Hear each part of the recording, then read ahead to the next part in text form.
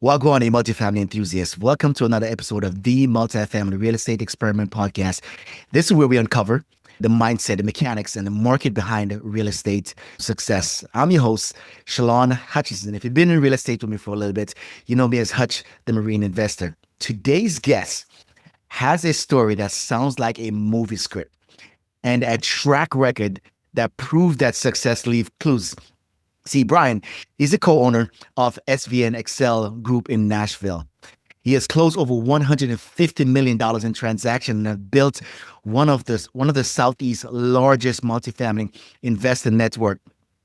But what makes Brian's story unforgettable is what happened on Christmas Eve in 2016. And I won't steal that thunder. I'm gonna let him talk about that as we get into his story.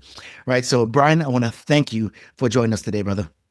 Yeah, thank you for having me and appreciate your service. Appreciate you getting up early to do these podcasts before you have to go to your real job. Oh yeah. So this fueled my fire, man. I like waking up. For example, this morning, my wife and I, we wake up at 4 a.m. and we went to the gym. Just came back from the gym. She getting ready for work, and I'm here doing some things before I go to the Yeah. Marine Corps thing.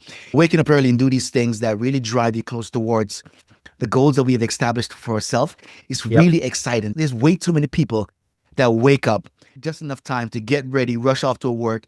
Sometimes they don't even enjoy, you know what I'm saying? Yeah.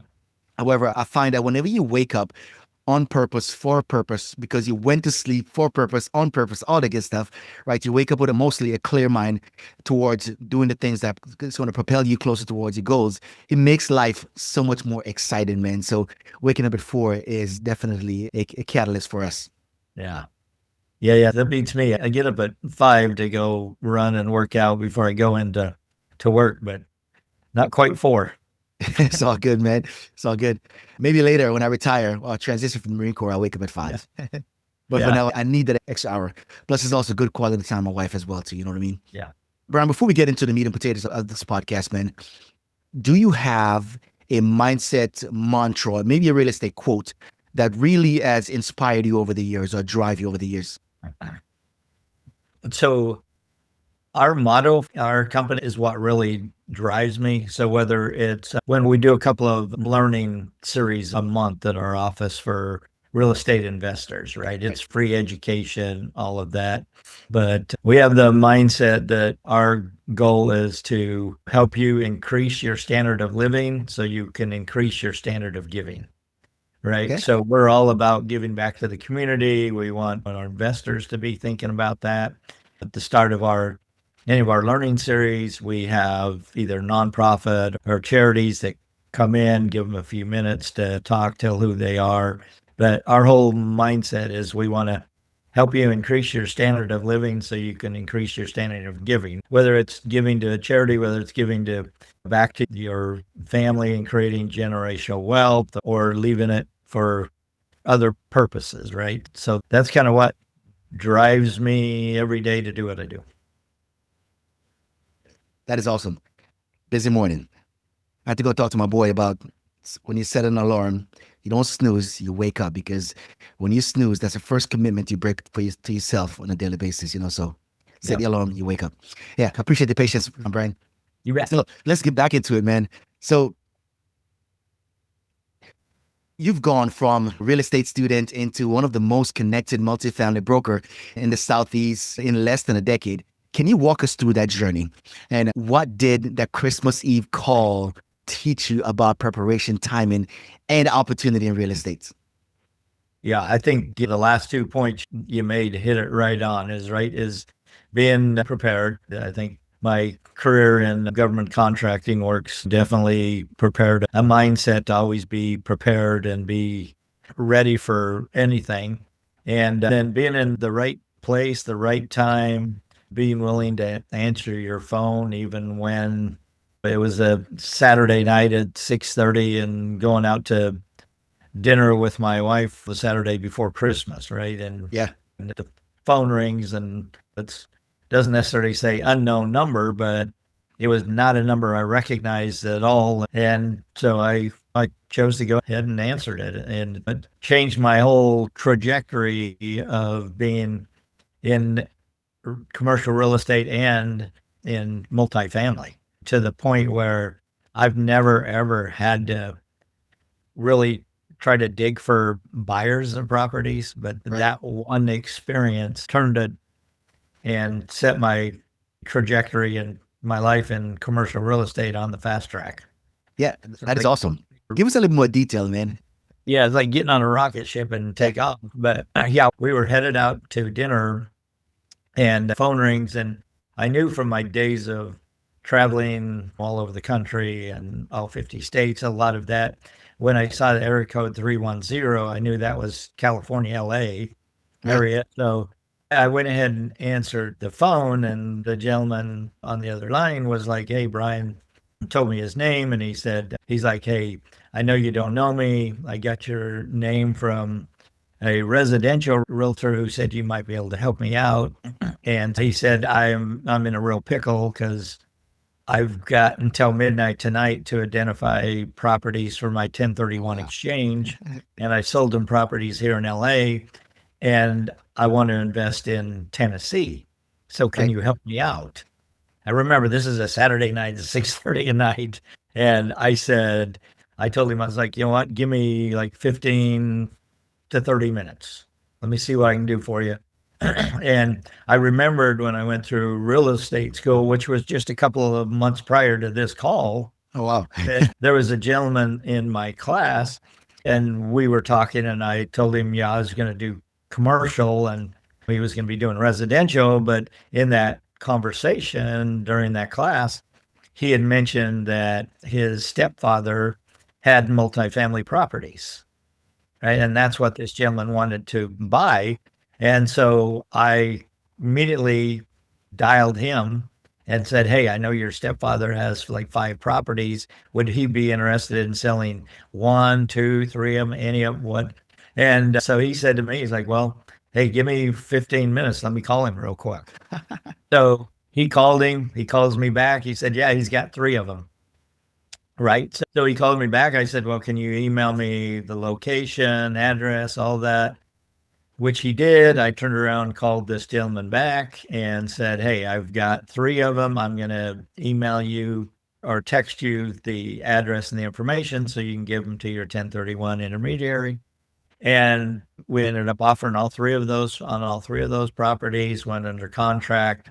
And then the story really gets interesting is because when he came out right after New Year to come and inspect the property, up until this point, I really didn't know, much about this person, really. And so he flew out, and I, being the good broker that I am, I said, "Hey, I'll come and pick you up at the airport when you're flying in from LA." And he said, "Well, you'll have to come to the private airport because Okay. I don't fly commercial." I was like, "Oh, okay." I was like, "Well, I can do that." So I went and picked him up. And so it's this guy comes off the plane. It's him, his wife, a couple of kids, a nanny, a video photographer, all this stuff. And then I was really like, man, who am I really working there? Who is it? And he ended up being very good friends with Grant Cardone. And Grant's the one that told him to, so he's the one that said, "Hey, I've invested in Nashville. You got to invest in Nashville." Right. From that Yeah. standpoint. And so then to make the story even crazier is this gentleman puts on a big conference in California once a year. And so we had closed on this properties. He said, "Hey, why don't you come out to my conference?" And he's like, "I'll get you on the front row. I'll introduce you to some people." And so sure enough, we went out to the conference a couple months later, and he put us right on the front row. And he got up and told his rags to riches story right before lunch. And he was like, "Yeah, my Tennessee realtor is here." So he said, "Hey, Brian, why don't you stand up?" And so he had me stand up. And then he ended his story. And then we were supposed to break for lunch. And we were supposed to go have a kind of a private lunch with a couple of the speakers and so forth. And I got absolutely mobbed because there were 1,500 people there. Yeah. They're coming from every which direction. And Grant and his wife were there to speak as well. And so when all these people in the audience were like, "Well, if this gentleman is there investing in there and Grant investing in there, then maybe we need to look at it." And so I tell people that's the closest I'll ever know what it means to be like a star and get mobbed, because I sat there and I told my wife, you go enjoy lunch. I'll stay here for a few minutes and answer questions. Well, I was there for the whole hour and a half answering questions because I got mobbed from all sides. And so I came home from that conference with a huge long list of people that wanted to buy multifamily properties. And so that's kind of my origin story of how I got into multifamily. Amen. It's very unique. It's not what everybody else, but you talk about getting thrown into the fire immediately. And then, like I say, I've never been hurting for buyers, for people who want properties, because I started out with 100 and some of them right off the bat. So Yeah, that's freaking awesome, man. All because you answered your phone, right? See, yeah, a lot of people get this thing confused sometimes, right? Where they want to build this work-life balance where they're so rigid in the yeah, things that they do on a daily basis, date night, all that good stuff, right? And they miss the opportunity that can help them to propel the goals that they have set for the established for themselves and their family as well, too, right? It's a yeah, kudos to you to understand that, yeah, every time your phone ring, especially as a realtor, is a yeah, potential opportunity, and you had a supporting spouse that understood, right, what that yeah, means, right, and that he was yeah, doing it for the family.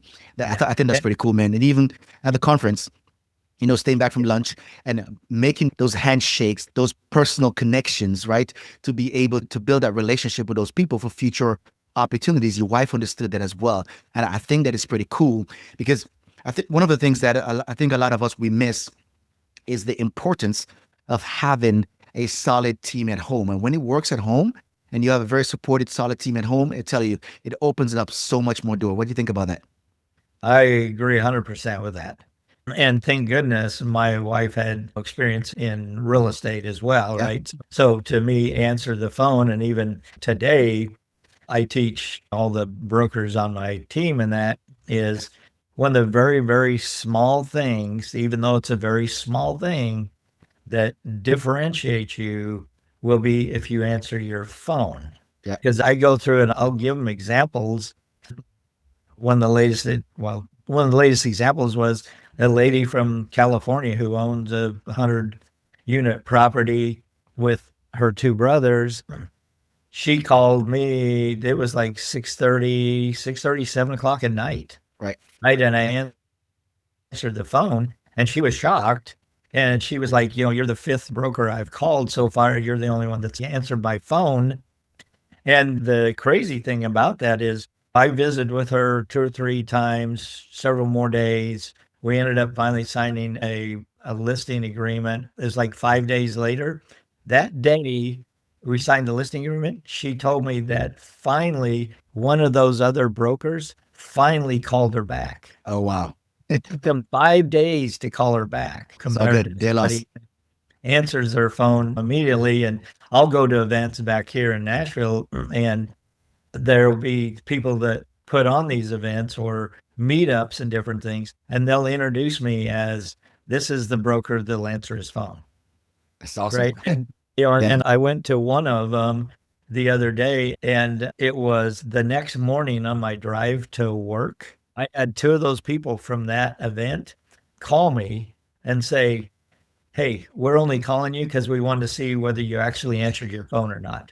We're like, we don't have any other question. We just wanted to see whether it was true or not. Yeah. Right? And I tell them, I'm like, there's so many people, brokers that don't answer their phone. I know it's very small and it seems very silly, but it differentiates you from your competitors. Absolutely, man. So you touch on Nashville, right? So answer your phone. You touch on Nashville and Tennessee, and I'm trying to understand: is it becoming, or it has became, or as the time passed, right? So a lot of investors are looking beyond traditional coastal markets. Why do you believe Tennessee, especially Nashville, is one of the top emerging markets right now? If you can touch on some of the economic migration trend, institutional money, all the good stuff as it applies to Nashville. Yeah, that's a great question. Quite a bit, and I'll get calls on a weekly basis, and they're calling me going, hey, we know we need to be in Nashville. Everybody tells us we need to be there. Why is it, right? What is it, about Nashville? We just see it everywhere that it's a great place to invest. And it has been for a number of years, going back to your point, it has for a number of years, and it will continue to be that way for a number of years because of the fact that the economy here in Nashville is not just based off of one or two main industries, right? So when people will call me, a lot of times I will answer their question by saying, okay, when you think of top industry in Nashville, what do you think of? Right? Okay. Industry and that. And a lot of them will go, oh, it's got to be music. And then I said, well, if I told you that's like fifth or sixth, would that surprise you? And they're like, yeah. And so I said, well, if I told you healthcare is by far our largest, Oh, then wow. they're like, I would have never thought of that. Right. And so Right. then I'll go down through and I'll list like the top 10. And then they go, oh, okay, now I see why we need to be there. Right. And it's that Yeah. diversity of the industries in Nashville that make Nashville so popular. But they're still, depending on what report you read or believe, or there's still between 100 and 125 people a day moving here Oh, wow. Okay. to Nashville. So, it's going to continue to grow. Oracle is moving their world headquarters from Austin, Texas to Nashville. One of the main reasons is because so much of the work they do is in healthcare. Okay. And healthcare is our largest industry here, believe it or not. And so, but once I list that kind of top 10, and then they go, okay, that diversity in industry, that's what makes it so popular, along with that we have no state income tax. It's a very family oriented location, has top high schools for to raise your kids. There's a lot of draw to it, and that's why people move here. Not to get into politics, it's a very conservative state as well. People that probably over 50% of my clients are people from California, New York, and like New Jersey, Illinois, that are looking to invest in states that may be landlord friendly, and or they're selling all their stuff and moving from different states, right? And Yeah. so it got a lot of draws to it. Yeah. Yeah. No doubt, man. So relationship definitely matters, right? And you started with building a pretty key relationship that got you into a room, which you take the responsibility of building on, right? For active investors, right? You said that the right broker relationship can make or break a successful multifamily investor. For accredited investors or for operators who are looking for investments in Nashville or in Tennessee in general, what's the difference between being on a broker's list or just being there, being on the radar?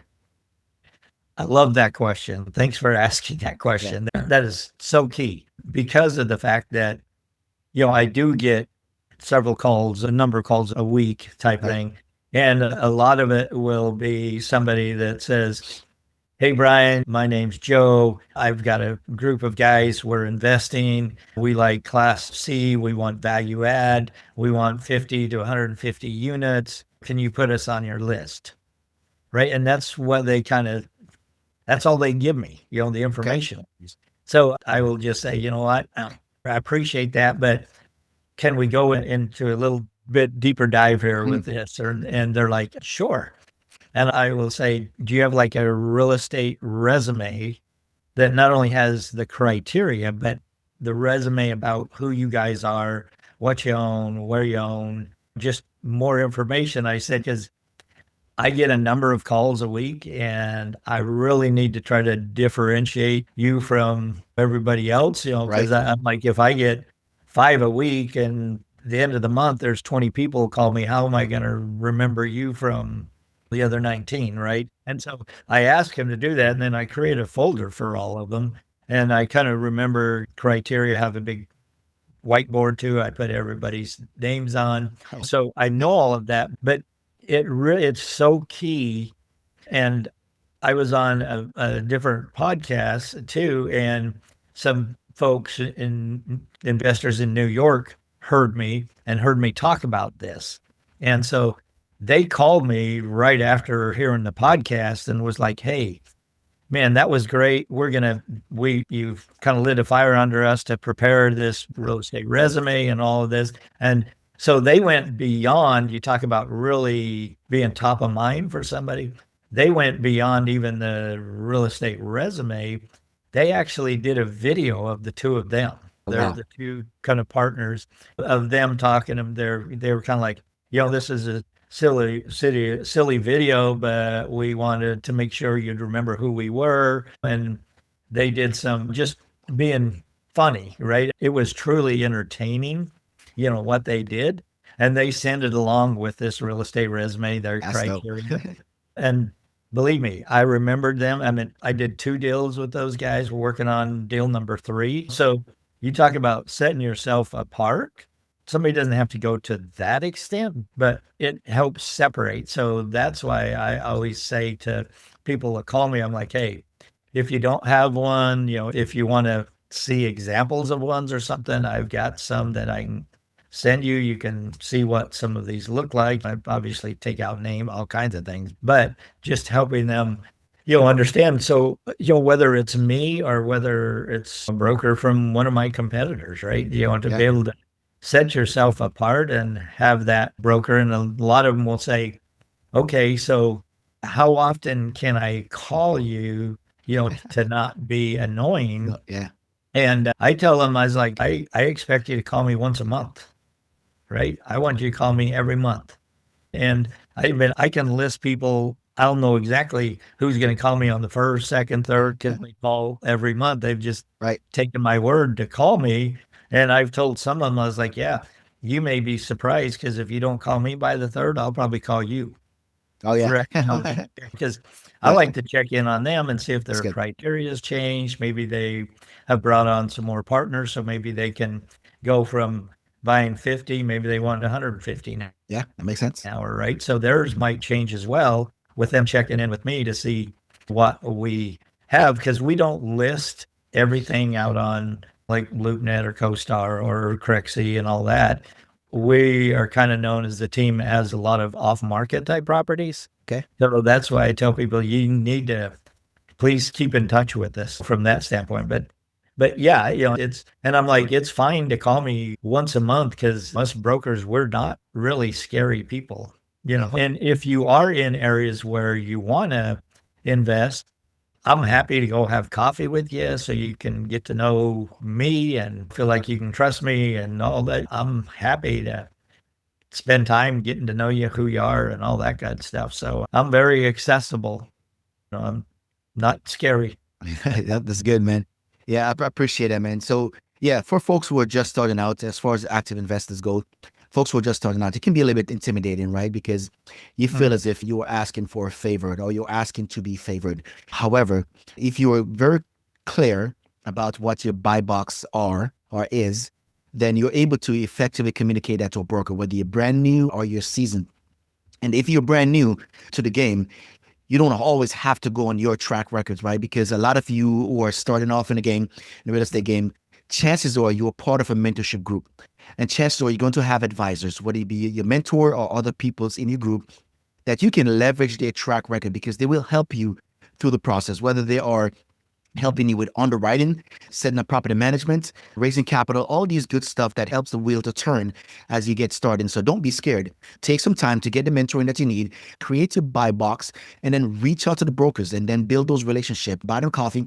And I don't like to use the word pick their brain, but develop a relationship to where you're memorable and credible. And from there, then you will be able to see more deal. And a lot of times you're not going to win the first 5 to 10 to 20, maybe 50 deals that you bid on, right? But as you become a lot more seasoned, you get to understand how the numbers work. The broker get to see your stick-to-itiveness, right? And that you're not going to just fall off, right? And that you're in the game. And between you trying to buy a property on your own, you might have worked with somebody else and learned a little bit more about the game to what makes you communicates better with the broker and also develop a better, bigger track record as well to where you can become more credible towards the broker and be able to win some more deal. Because look, I've been several deals where the seller and the broker actually wants to have an interview with the best and final finalists, right? And that happened quite often. And you get to the best and final, sometimes you win, sometimes you don't. Most of the time you don't, right? And sometimes you win because you have developed the credibility in the market with the broker, and also you sound a surety of closing with that seller. What do you got to say about that? Yeah, so you have said several great things. I really appreciate bringing up on that real estate resume. Like you say, you may be new, right? But you pointed out, made the point. I tell the people the same thing is, hey, you're probably part of a team, right? Yeah. So maybe you're in somebody's mastermind group, right? Whether it's Rod Cleef or whoever, all the gurus that are out there doing it, you may be part of their mastermind group, right? Include that, include who might be a GP on the deal for you, or like you say, you take advantage of their experience and include that on your team, right? On that real estate resume. Even if you own single family right now, or you've done some fix and flips, right? You'll include that kind of information about you and your experience in there. Include it all, right? Because I tell people that if when I'm representing a seller, Right. why that real estate resume is very important is because it helps me sell to that seller Yeah. of why they should pick your offer over somebody else's. You also mentioned having the assurity of closing, right? And so I can't even tell you the number of times where I have been working with the seller has enough confidence in my abilities to basically vet the sellers, vet the folks, who they are. And I've had a number of sellers who have taken offers that are lower and not taken the highest because I say, you know what, this may not be the highest, but these guys are closers, Yeah. right? The other thing I say is don't be a serial retrader, right? Now, there are retradable offenses, right? Say you find some structural issues and or Right. something like that, or somebody sends you maybe there's a P&L of some sort, but then you get the real numbers from property management and all of a sudden the NOI is off 50,000, right? It's a So lot. there are some retradable offenses, but don't be a serial retrader, that type of deal. But then that assurity of closing is so key. Again, I mean, I've had sellers take lower offers because they know these people are closers, Yeah. right? Shit. I'm doing the math right now. See what the NOI would be. This was on it's like a $4.5 million deal. Right. And So you the look at it. NOI was off. It was off more like 55,000 or something like that. Okay. That's a significant value. It's almost $1 million, like Huh? $800,000, I think. Exactly. Right. There are the retradable offenses, don't get me wrong, but you don't want to have that reputation. Yeah, I got you, man. So before we start exiting this podcast, Brian, I want to talk about 1031 exchange, right? So Uh, you built your career around one of the trickiest transactions in real estate, which is 1031 exchange. And what do most investors misunderstand about 1031 exchange, and how can they use this strategy to keep compounding their wealth through multifamily acquisition? it is surprising to me. There's two things when I work with, or when maybe what I'd call fairly experienced investors come Right, my way is, number one, they don't understand the 1031. They've heard of it. right. So many of them forget or don't realize they need to have that set up before they close on their first property. Hmm. Where I've had a call and say, yeah, I'm going to do this 1031. I'm like, okay, so you've already got it arranged and everything. They're like, oh no, we just closed that on like, 2 days ago. And I'm like, you're 2 days too late now, right? Because you haven't set that up with an intermediary. That's one of the big thing, which really shocked me, because I'm sitting there thinking, well, if they've listened to podcasts or been part of any kind of groups, they would know that has to be done ahead of time. Right. But, and then a lot of newer people, they realize that, okay, yeah, if you 1031 from one property to another, to another, to another, it helps you on your tax savings, right? Obviously, the other big one that also shocks me with some somewhat seasoned investors is that some of them I've run into have never done a cost seg on any of their properties. Oh, interesting. Right. And so it's kind of like, they'll say, oh yeah, I've owned this property for 5 years or these properties for 5 years. And I was like, well, your cost seg probably helped you out. And they look at me like, What is that? what is that? Right? And Who's so, that? yeah, so it's a lot of it's helping, but 1031s are just was a huge opportunity to take advantage of so you can avoid paying taxes. Yeah. And Once you buy a property and then you sell it and then you sell it. And a lot of people are always, I wouldn't say always, there's people who question, well, all these real estate investors, they never pay taxes. What's the deal? And not factual. I'm like, that's why they don't pay taxes, because they own real estate. That's why Right. it's So one of the best investments. yeah, on the grand scheme of things, though, we do pay taxes, right? 'Cause we got the property taxes, Yeah. right? And Yeah, we create yeah, and yeah. we creating jobs for the community, all the property management, the construction management, all the good stuff. All these employees that lives in that works, sometimes live on the property. Most of the time working on the property, they are paying taxes as well. We're providing jobs, plus Yeah. we're paying property tax that goes to the community schools and all the good stuff, right? So we may not be paying taxes on our earnings, Yeah. right? Because the government appreciate that we are providing housing, especially when we're providing affordable housing, right? The government likes that, and for that there's benefits. And if you have the discipline to where you can shop till you drop, because that aligns with your long-term financial trajectory for your family, and you are assigned to the idea of creating generational wealth for your family, then you continue swapping until you drop, right? And then your family get a step up in basis, right? Yep. However, you get to benefit from that cash flow over the years, and you get to swap till you drop and not paying a bunch of taxes. You get to Yeah. keep more of your hard-earned Yeah. money. Yeah. I appreciate you clarifying that. That's Yes, sir. good. Yeah, 100%. Clarification. I mean, don't want taxes people, as far as the Uncle Sam type tax from that standpoint, that right? the So normal taxes that people think about, I guess. right. So we do pay our fair share Yeah. of taxes through property taxes and the employments that we do for the folks Yeah. in our community. Okay, man, I appreciate that, man. I got you for another 3 minutes.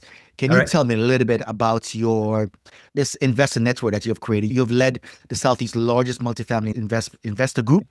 Why did you create a community, and how has it changed the game for investors who want to access deals, education, and relationships?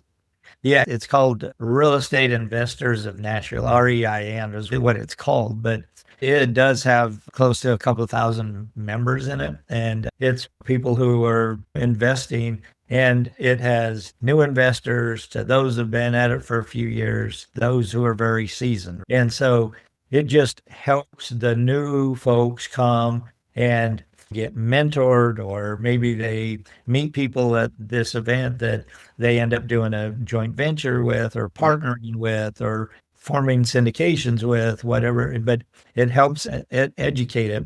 And so once a month, I get together and I'll pick the topic that we're going to talk on. Like, so this Thursday is the one for November, and I have a panel that we're going to talk about insurance, because everybody knows what's Okay. happened with insurance on. Craziness. But and then I pick the speakers, I pick the topic. So maybe how acquisition, maybe how to find your deals. It may be cost seg, it may be property management, maybe asset management, whatever. But I've kind of picked the topics, and then we just have experts who are expert investors, all of that want to come in and love to educate as well. And I kind of do it like we're doing here. I do it like an interview style. Right. And I kind of let them teach, but I'm adding my 2 cents and asking the questions and all of that. And the group has just continued to grow. We had a few hundred people when we first started, and now we're up to this many, and it just continues to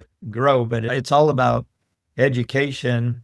And Right. they also have the group separated to the different counties have their own kind of monthly type meetings. And then we have a big one kind of once a month. So That is awesome, man. Build a network. You also run the From Foundation to Fortune podcast. What's one reoccurring theme that you have noticed about people who have built lasting wealth, and what should our audience take away from it?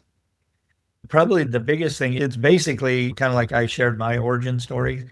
It's kind of like people's origin stories of how they Okay. got started and that. But to your point, the biggest takeaway is that I've found from people is their grit and that they've had to overcome things in their life, Yeah. right?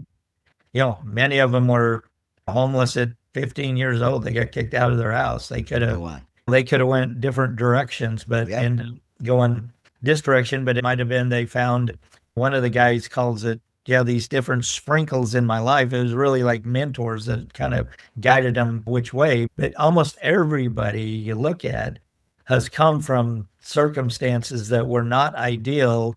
And it's how they have had grit to overcome, how, they have fallen down, but they got themselves back up and by their bootstraps and moved on. And I think you first kind of started talking now too about mindset, right? They've learned this mindset of and having what I call batteries included. They have the hustle muscle that just keep going, keep going, keep going. And it seems to be, and they have been creative problem solvers in their journey and in their life, right? So Yeah. those probably 4 items seem to be consistent across everybody that I've interviewed. Oh man, that's something that got that stick to itiveness. Exactly. Yeah, you mentioned that for your son. Yeah. That is so true. They went from being homeless to making millions and millions a year now. The thing is, on my podcast, I don't just do real estate. I pick anybody that I've kind of heard or seen or read about a little bit of their story. I love to really dive deep onto That's that. good. Okay. Yeah. That's good. Man, Brian, we're going to get into the focus run for 3 minutes. Yeah. It's focus, the acronym focus. So real quick answers. What do you do for fun? Golf and travel. So what is one opportunity that changed the course of your career? I think we're ready to talk about a phone call in December. Yeah. That definitely changed. That phone call and that one individual, by the way, has introduced me to so many other people, not just investors, but other high level people. That is awesome, man. What is one key communication tip you will give to investors? I man, that there's so many of them. I'm a big Ed Mylett fan.